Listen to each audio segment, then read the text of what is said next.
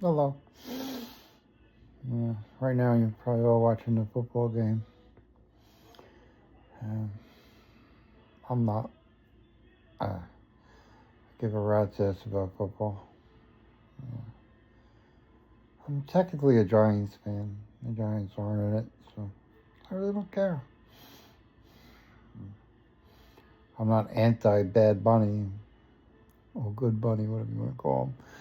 I'm not in. That's not why I'm not watching. You know, I don't know any of his songs. I'm not saying he's a bad artist. He's won a lot of Grammys. So somebody likes him.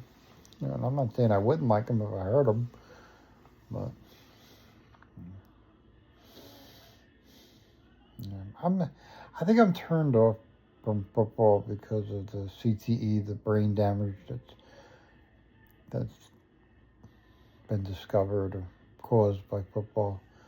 You know, that guy that went into the NFL office in the Manhattan and shot up the place. And actually didn't shoot up the NFL office because he landed on the wrong floor. He wasn't on their floor and he killed somebody or killed people that didn't even work for the NFL. But he had brain damage, so you gotta think of it that way. Yeah. He was very young. I don't know, he was 28, 29, and had brain damage from playing football all his life. You know, and the rich people of the NFL, the rich white people of the NFL, because he was a black guy, made money off of him. And when he got sick, they discarded him like yesterday's garbage and denied what was wrong with him. You know, he had a little piece of paper that said, examine my brain at autopsy because he knew what he had.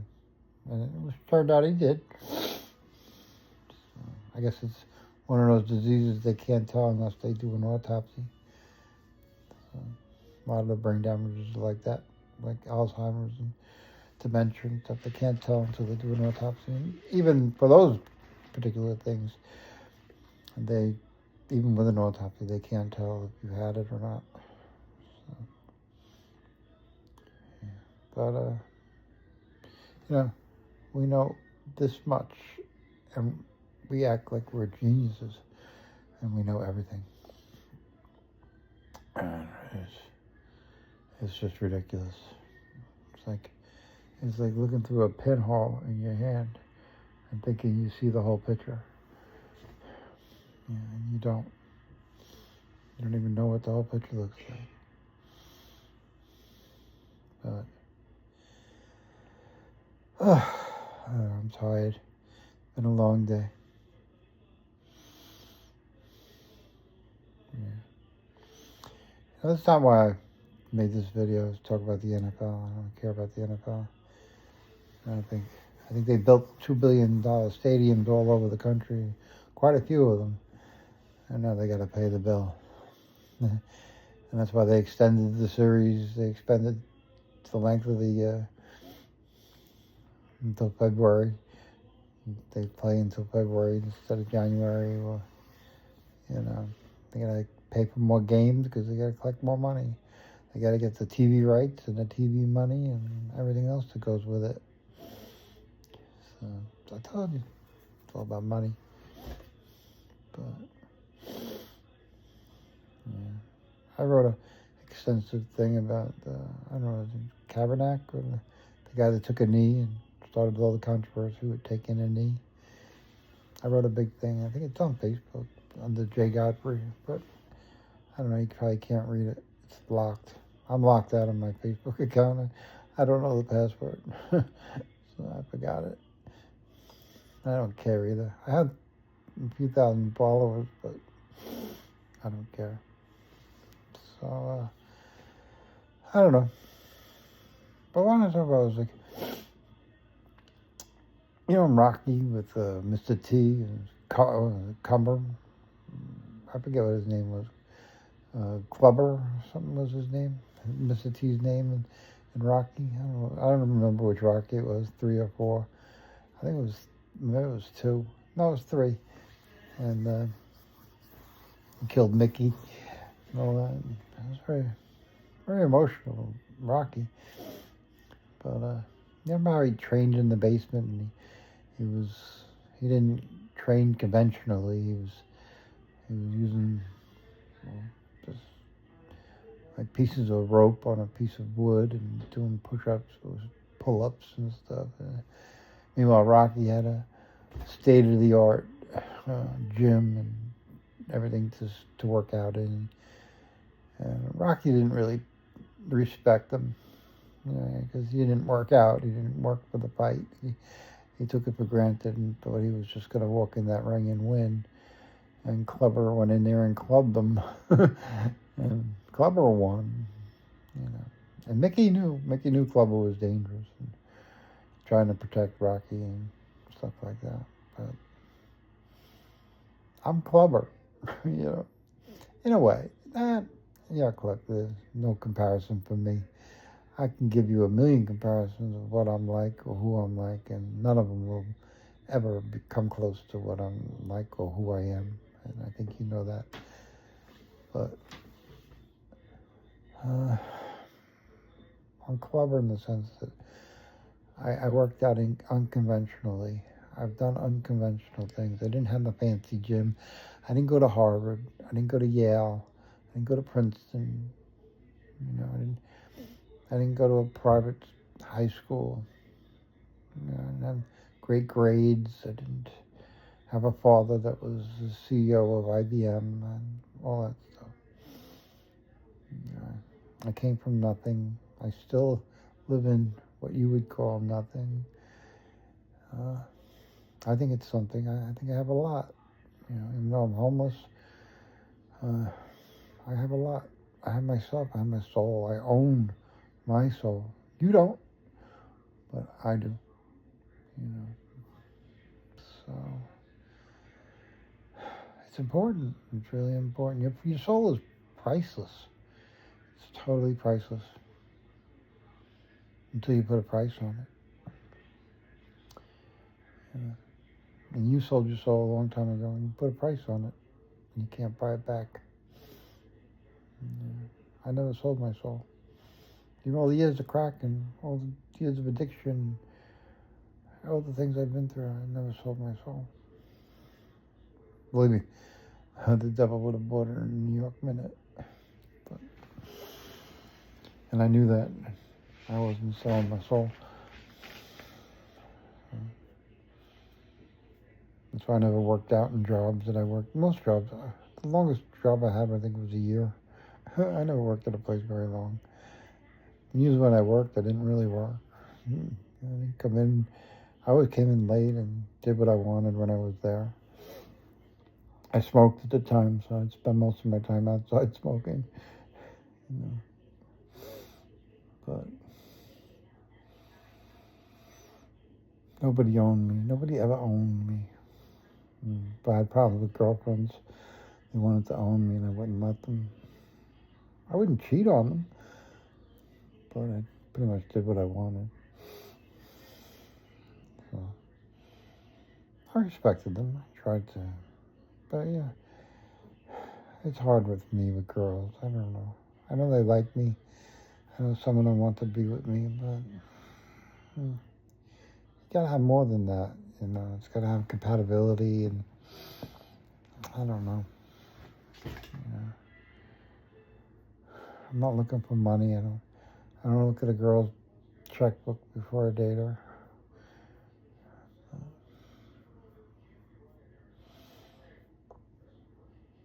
I don't know. I just know that I came from hard times, and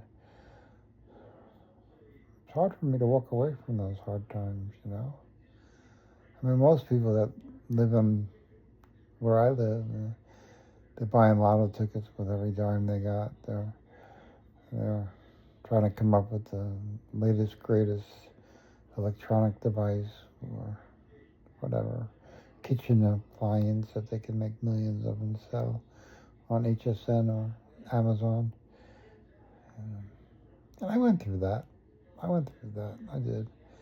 I was trying to make websites. I own NewYorkLotto.com, and I came up with the ideas back in like 2000 for Uber and NFTs and Chewy. I had all those ideas. I had them on my website. I had a website called miracleofgod.org. Maybe you could archive it. I don't know if you can find it in the archive. But I had all those websites. I owned all the .coms. I didn't own Uber, but I owned other .coms that were along those lines. I didn't have that name, but nobody had that name at that time. But I had the concept, the idea. You know, it's like now the app is Jackpocket. You play Lotto on Jackpocket, and I had New York Lotto. That's all. Same thing. I had the idea, the concept. Apps didn't exist when I owned it, and yeah. But I was there. I was there before everybody. But just because you have a good idea doesn't translate into millions of dollars or anything. There's a long road ahead of you, man. Most entrepreneurs, which I consider myself to be one, they have to live hungry for a long time before anything happens, you know. And they usually have to go through 3 or 4 businesses before they get to the one that hits, you know. I like talking about Steve Jobs because I'm on a Apple. I beat the devil with an Apple device, you know, ironically. But, you know, he created something out of nothing, and everybody knows what it is. And they fired him when he was originally the CEO on the board of Apple, created Apple. They fired him. They brought him back, and that's why we have the iPhone. We really started out as the iPod, and we go to the iPhone and all that. So, and the iPad and all that. But you know, without him, we wouldn't have these things. I'm sure somebody else would have come up with something similar, but I don't know. It is what it is, you know. Walt Disney created Disney World, and there aren't anything. I don't think you can compare Six Flags to Disney World. You know, it is what it is. But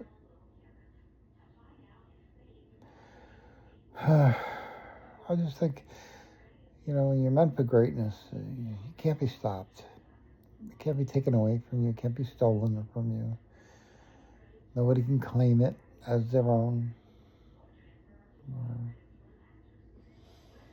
And they fired him, and they thought they could take what he invented and run with it and turn it into billions of dollars. And the company went down the hill and almost went out of business because they fired him.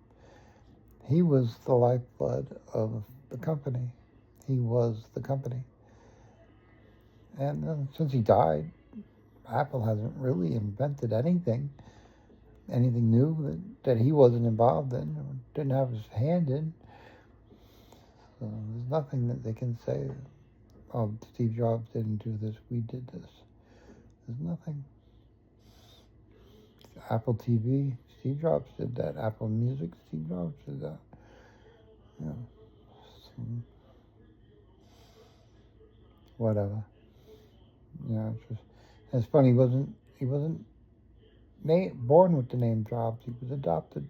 So he was adopted into the name Jobs, and God gave him a job. Apple was Steve's job. Yeah, that's how you need to look at it. My last name is Godfrey. I'm Godfrey. If you know what a fry is a baby fish. You know, when you see a school of baby fish, they call it a fry. School of baby fish. I'm a baby God. I'm a God fry. A God fish. God fry. You know, Madoff robbed billions and billions of dollars from people. He made off with millions and millions of dollars. There's always a connection you need to look at.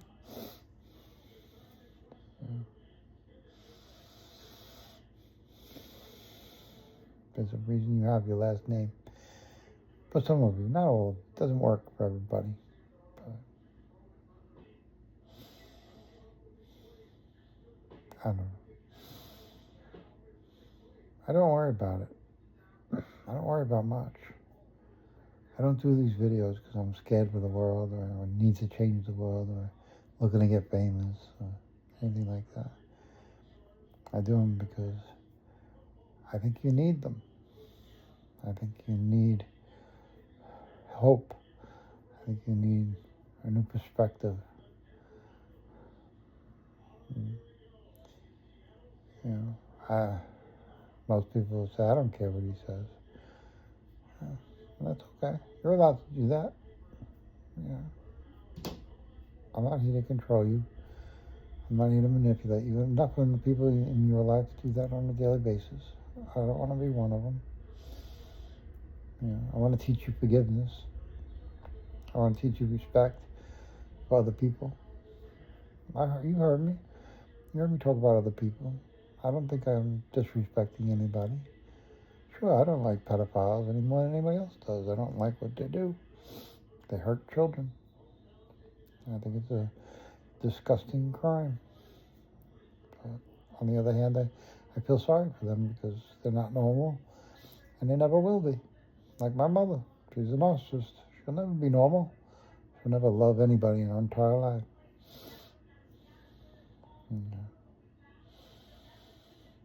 She wants love, but what she wants is perverted, distorted, delusional. It's not love. It's control, it's manipulation, it's power. It's not love. And that's what those pedophiles is all about. It's about control. A little 13-year-old girl doesn't, or boy doesn't talk back to you. You're in control. When you're an adult, you're in control. And that's why when they grow a little older and start talking back, they're no longer attracted to them. And they get rid of them, get another 13-year-old girl, 13 boy. It's all about control. It's all about power. The lack of power. It's really the lack of power because they can't control an adult woman. Or be in an adult gay relationship with a man. So they're back to control to do that. So they have a perverted concept of love and sex. Look, you can hate them all you want. I know people say we should kill all the pedophiles out there. We should kill them all. I don't think that's the way to go. I don't think that's... And I'll tell you, if you go to the sex registry list on the internet, and you look at where they all live, and each red dot on the screen is a pedophile, there's a lot of red dots. There's a lot of red dots on that screen.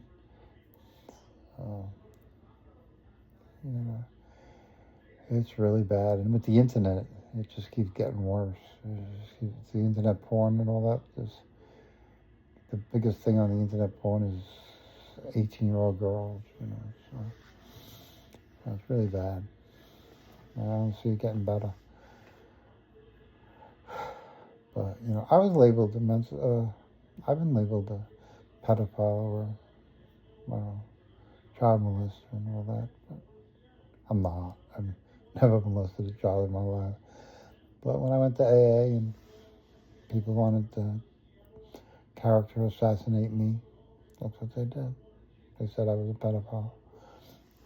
There was no proof. There was no charge. I never went to court for a pedophile charge. But they didn't care. They made it up. When you tell somebody that guy's a pedophile, most people don't say, are you sure? Who'd he rape? They don't say that. They just go with it. They're like, oh, he's a pedophile? Good, I won't call him. Let's kick him out of the meeting. Let's kick him out of the group. That's their first reaction. That's what happens. My house was on the sex offender list, as a pedophile. But it was my mother's boyfriend that was the pedophile. He had went to jail for 3 years for raping his 12-year-old son. And my mother met him through Match.com. Wonderful. And they went on a cruise. She love bombed them. And they came home from the cruise. They went home for a week. And he woke up in the morning one day and said to her, I'm going to court today. And they're going to put me in jail for 3 years for raping my son. By the way, I didn't do it, he told her. Yeah, right. And I'm doing 3 years in jail. And that was her warning. That was how she found out. And, so when you're a narcissist, you attract people like that. That's the perverted love that she thought she found, which she didn't see as perverted love, but that's what it was. And he just wanted somebody to put money on his commissary and send him care packages every month while he's away at jail. And that's what she did for the whole time he was in jail. And someone to call and have long drawn out bullshit conversations with a guy in jail and all that. That's what happened. But when he came out, he was on parole. And, I don't know. He wasn't allowed to live at my house, at my mother's house, because I think it was my sister and my brother had kids, and he couldn't live there. But the parole ended, and then he moved in. And then he had to register as a sex offender, and the house went up on the register. But, people read the register, they saw the red dot, and they didn't. His picture was on the internet, his name was on the internet, but they didn't look at it. I was an older guy living in the house, and I was the pedophile to most of them. It didn't matter that I wasn't. They just assumed I was. I remember one Halloween, I was handing out candy to see children. I had a costume on myself. I was trying to partake in the day. I love Halloween. Halloween is my most favorite holiday of all the holidays. And I love the little kids. I know I shouldn't say this, but I love all the little kids in their little costumes. Yeah. And the mothers, I love the mothers. They're very cute. I had very high steps on my house, and I would go down the steps and meet the children so they didn't have to climb up my steps, and I didn't want them to fall. So I would go down with the candy and hand it to them. And the cops came to my house and told me to stop handing out candy. That they reported that I was a child molester handing out candy. Because people saw the red dot. They didn't know that I wasn't a child molester. They thought I was. So they called the cops, and the cops came and took my license and ran my name and found out I wasn't a child molester. But they said it didn't matter. They said, we don't want you handing out candy. So I was guilty by association, I guess. That's why my mother's a bitch. I can't stand my mother. I have a lot of ill feelings towards her. She didn't care that she destroyed my life, but she was in love. And I could tell you all day what he did. He went after the child molester, William Grooms. He's dead now. He died. Everybody gets their karma. Everybody gets what they deserve. He died practically young. And he went after my sister. He tried to date my sister while he was dating my mother. She turned him down. But he went after my sister-in-law, and she didn't turn him down. So, And then he raped my two nieces. And the 12-year-old son that he raped killed himself at 18. So it was a nightmare. It was an absolute nightmare. And that's why I say you can't kill pedophiles, because they would kill me. And I'm not a pedophile, but to a lot of people I am. And they'd be wrong. And you gotta watch that registry. He was dead for a long time, and the house was still on the registry. It took a lot to get it off. And the damage was done, so it doesn't matter. I'm sure when we go to sell the house, it probably will come up. Your house is on the registry. So kind of kills your property value. But I don't know. I had no control over it. I wanted to kill him 100 times. I was very angry about it. And I was more angry at my mother because she was so stupid. She let it happen. And when my nieces got raped, she said they were lying. So I told you how delusional and screwed up she was. They're lying. He never did anything. Like he did 3 years in jail for pedophile, and now he's lying. And he lied about that too, She didn't believe he raped his son, but he did. When he killed himself, it didn't hit the radar. Didn't affect anything. So, yeah. It's very fucked up. Very fucked up. StayOffMatch.com. Yeah. No, Match.com is loaded with pedophiles. Loaded with pedophiles. They need cover. My mother was cover. He looks normal with my mother. That's cover. Cover. Makes you look normal. And I laugh when people call me a pedophile. I had people in AA that would come to my face or over a message on the internet and call me a pedophile. And I'd be like, look. I said, let's discuss this for a second. I said, most of your pedophiles, they're coaches, they're cops, they're karate instructors, they're gym teachers, they're priests, they're teachers in general, they're anything that puts them in close proximity to children, and the parents leave them with trust, like a piano instructor or something. So, I'm an accountant. I don't work in any field with children. This is partly a big reason why I didn't go into those fields, because I didn't, one accusation and your career is over. Whether it happened or not, whether you're guilty or not, just the accusation alone kills you. So I didn't go into that. I wasn't going to take those chances, So that's the problem with the systems we have now. Is the pedophiles take those chances because that's what they want. And they don't care. But I'm trying my discussions. I wear dresses. I have pink nails. I said, what mother is going to give me their child and leave me alone with their child? I'm in a dress.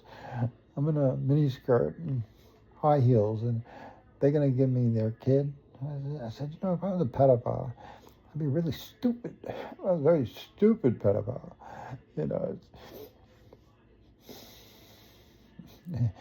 I'm not working to get children. I'm lucky if I get one child, And that's not how pedophiles operate, Most pedophiles do multiple children. Multiple. Look at the priests. They did multiple children. And they don't stop. It's like an ongoing thing. So that's not me. So even if you don't believe I'm not a pedophile, just look at the optics. They don't fit the narrative. They don't fit. So I guess if I was a karate instructor, you could say, yeah, but I'm not. I'm an accountant. And I don't even work. So I kind of shut them up. They stopped calling me a pedophile after a while. I said, yeah, it doesn't make any sense. So, and I have nieces. I have a nephew, and I never touched any of them. And they'll all tell you that. So I'm not worried.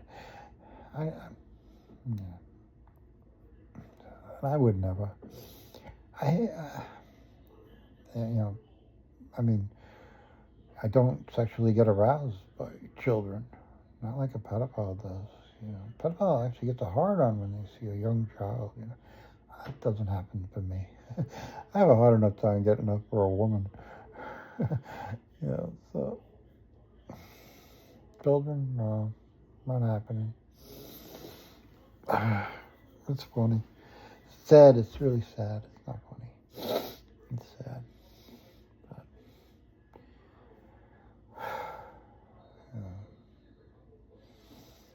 That's what I mean. I've had a rough life, and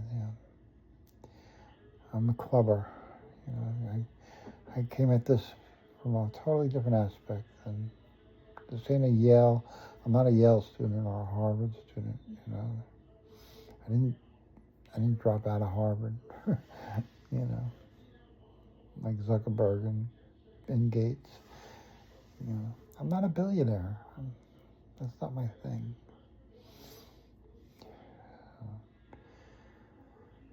I'm not looking to make billions of dollars. I already explained what the problem is with that. It's a trap. It's a trap. I don't need it. I'm free. I don't need to be a slave to my money.